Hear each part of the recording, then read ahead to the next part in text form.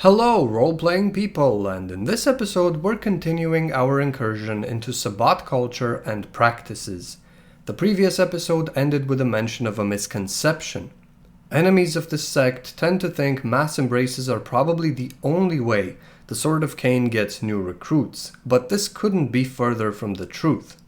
While the physical act of embracing someone has been indeed weaponized by these Cainites in masquerade-respecting cities, when the embrace is performed as a means of bringing in new and valuable recruits, not just cannon fodder, Sabbat vampires can be very meticulous with their picks. In supplements such as Clanbook La Sombra or Clanbook Zimitzi, we read of just how selective some of these Cainites are and how lengthy the process of selecting an embrace candidate can be. La Sombra, for example, will systematically destroy a candidate's mortal life without their victims knowing over years of torment, stripping them of every single comfort, their wealth, their fame, their family, their very health. And if this mortal who has lost everything can still go on living, they are embraced. The Clan of Shadows wants to create strong progeny, and their lengthy trials are often quite beyond draconic. But old country, I can already hear you say, if the Sabbat organize in packs, and those packs spend every night together at their parish, at their communal haven, how can they also have so much individual time to meticulously stalk potential candidates? Well, like any family, a Sabbat pack needn't do everything together, spending every moment of every night in each other's company, even though keeping close like that is common practice for newly formed packs whose members don't have individual resources and havens. For the most part, using the authority and help of the priest, young packs will set up a nice little parish for themselves, a communal haven where they can safely withdraw before each sunrise. This need to stick together is definitely more prominent for pilgrim or nomadic packs who are spending night after night on enemy territory or on the move, exposing themselves to more danger than founded packs. But within a Sabbat archbishopric, within a Sabbat stronghold, older, more experienced families of Cainites who are not under any immediate threat have no reason to spend all that time together, since following the tenets of a certain path of morality or trying to create a network of resources are individual endeavors. Some members might have intellectual pursuits, endlessly studying texts and taking personal notes, while others will stalk the streets night to night, refining their hunting skills and their physicality as undead predators. Though packs are the basic cell of Sabbat society, and the notion of clan is considerably less important than for other sects, certain clans cannot ignore the call of their blood, their traditions and duties. Given the obvious cultural differences between, say, the boastful, savage, nomadic Gangrel and the reclusive, sedentary Zimitzi fleshcrafter, each member needs time for themselves, for their clan, for the very path that keeps them out of the clutches of the beast, for maintaining skills and resources, or why not, for finding worthy candidates for the embrace, which will be an asset to the entire pack. This is why, under the supervision of the priest or ductus, the pack gathers for Esbat, more or less on a weekly basis, though the frequency of these meetings varies according to the needs and preferences of each Cainite family. The Esbat, while not a ritus in itself, is a tradition, I'm going to call it, a mostly weekly gathering. The pack reunites to share news and information, to organize collective tasks and proceedings, and of course to observe an innobilis ritus or maybe a Voldery, and make sure everything is going as well as it can. Individual members are perfectly capable of meeting outside of the Esbat, going hunting, studying together, working towards acquiring resources, but the Esbat is when they discuss official pack business and everyone must attend. The Sword of Cain was founded on the idea of freedom, whether some factions like it or not, so they have to recognize and respect the freedom of their members. But then, why do they force the embrace on shovelheads and force them into deadly behavior that very few survive? Let's say someone has had their eye on a certain mortal and wants to embrace them. What happens now? Well, the embrace itself, as mentioned before, doesn't carry that much weight within the Sabbat. You're absolutely free to do it. The problem is, without being given creation rites, the newly embraced vampire isn't regarded as true Sabbat. They have no claim to any of the respect and rights other brothers and sisters are awarded. Such a miserable vampire exists solely at the mercy of whoever made them and the sect as a whole. They may not observe the ritus or participate at any important events and gatherings, and this is a very important mention because it reveals that no one forces the ritus onto other members, even though observing the ritus is a responsibility all Sabbat have, according to the 3rd statute of the Code of Milan. The sect probably considers its ceremonies a privilege and the only way to stay free from the influence of the antediluvians. It only makes sense shovelheads cannot enjoy the blessings of these rites because such lowly vampires are completely disposable, regardless of how or for what reason they were embraced. This is pretty much always the case in contemporary nights because the traditions surrounding creation rites have also changed.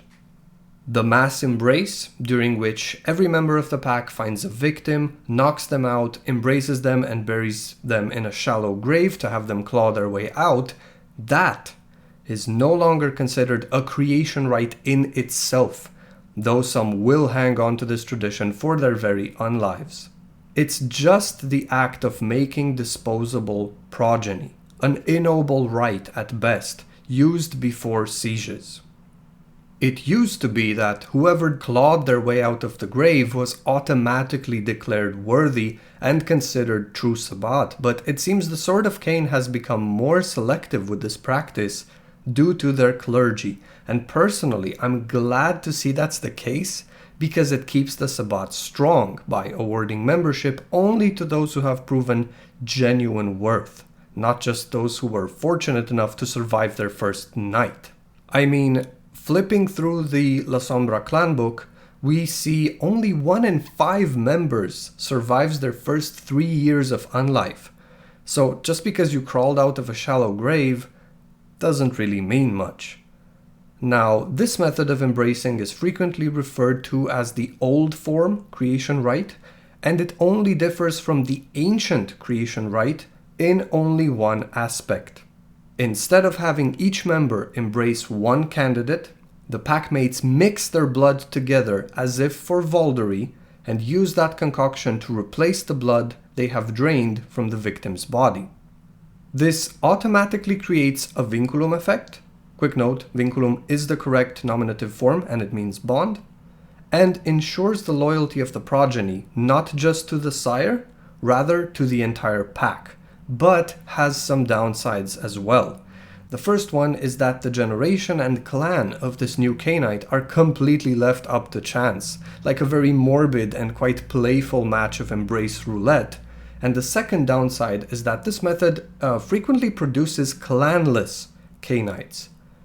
As a matter of fact, the Panders are currently the only ones who make use of this so-called ancient creation rite, a misnomer, by the way, since very few of this sect's traditions go further back in time than its own formation in the late 15th century. Practices that are older than that but have migrated into the Sabbat are related to clan more than anything else. They probably stem from clan traditions. So they are not ancient in the proper sense of the word, but hey, this is what they are called, ancient creation rites. This brings us to the modern forms of embrace and creation rites, which needn't be performed en masse. When a Cainite finds a suitable candidate, a mortal worth bringing into the sect, they are entirely free to embrace, but more often than not, they will first bring their intention to the attention of their pack priest and ductus. After all, it is the priest who will be performing the creation rite that officially recognizes this new member as True Sabbat and welcomes them into the pack. Without that, the new recruit is nothing, worthless. So, just like kids ask permission from their parents before bringing home a new pet, this needs to be brought to the attention of the family, the pack. The embrace itself can be performed in more or less ritual fashion in the presence of all the members or in a more intimate setting. Then, the recruit needs to undergo some trials, challenges, or otherwise rites of passage to prove their worth to their potential undead family. For some packs, these trials can be completed on the same night, while for more selective ones, they might take weeks, months, even years. It is only after the candidate has proven himself in a satisfactory manner that the priest bestows creation rites, recognizing the newbie as True Sabbat and more often than not as a member of the sire's pack, at least initially. The test and ceremony itself bears many forms these nights, depending on each pack's interests and traditions. More scholarly groups might require something akin to presenting a doctorate thesis, which reflects years of study and dedication to their collective scholarly pursuits, while others might resemble gang initiations, beatings, ritual self-mutilation, kidnapping, exsanguination, whatever the pack calls for. However, in most cases, the ritus is completed when the priest brands the initiate's forehead with a hot metal brand, symbolizing the overcoming of the fear of fire, and it is only now the newbie is allowed to participate in the fire dance or blood feasts or other rites, which will be discussed in detail in a later episode. Celebrating this new member probably means observing the Vauldery as well, and maybe a quick game of instinct among the members of the pack. And that is how someone becomes True Sabbat. Now, since we will be looking at the ritus of the sect in more detail, we need to talk about Auctoritas Rite and Innobilis Rite. The correct forms, from what I gather, are Ritus Auctoritatis, which means right of authority in the sense of important right, a high right or a rite of passage, okay? You can easily say Magna Sacra, the great rites, instead. But why Auctoritatis and not Auctoritas? Well, because Auctoritatis is the genitive form of this third declension Latin noun, while the other one is the nominative form, and thus not the one we need. But to keep this as simple as can be, if you want to use the English terms, you can just say the high rites, which sounds similar to the high holidays, so it fits right in. On the other hand, the Innobilis Ritus refers to an obscure, low rite, a humble, unnoble rite. In this case, the Innobilis part is almost correct. It is a third declension two-termination adjective, and the masculine singular form is Innobilis. However, what we want to say is ennoble rites, plural. Now, we already know the correct plural form of the masculine noun which refers to rite is ritus in the nominative case, and we just need to keep in mind that in Latin, adjectives must agree with nouns in number, case, and gender. Easy peasy blood bag squeezy. Innobilis is correct in terms of gender, masculine, and case, nominative, but not in number. So the correct form here is innobiles ritus, because we're referring to multiple rites, a collection of rituals. And I want to end this episode on precisely one such ritus, the Acceptance Ritus. I said earlier that the child is often part of the sire's pack in the first nights, but this needn't always be the case, and it's almost certainly something that changes over time. Creation rites may be bestowed without the candidate also becoming a member of the pack. instead being recognized only as a true member of the Sabbat and left by themselves to survive on their own. As a matter of fact, packs break all the time, maybe due to an unsuccessful raid or military operation, maybe due to an accident or something else that causes the destruction of most packmates, infernalism, or due to some members simply being invited to join other packs.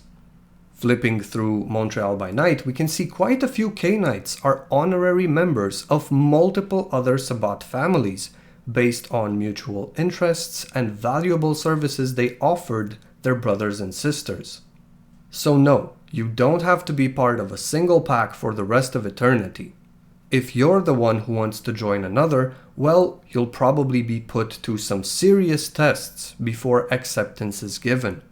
Otherwise, if invited, the tests are not necessary and the ritus is performed as soon as possible. Any gift that recognizes the new member as a part of the family will make a good ceremonial gift, depending again on the culture of said family. In some cases, each member might offer the newcomer a book, a necklace, a painful ritual scar, or a shrunken human skull. But in most cases, what is being offered is a gift of blood, and the pack welcomes new members by simply inviting them to Esbat and observing a Valdery together, which is a ritus we will discuss in the next episode. Thank you very much for listening. Take care, have fun, and see you next Esbat.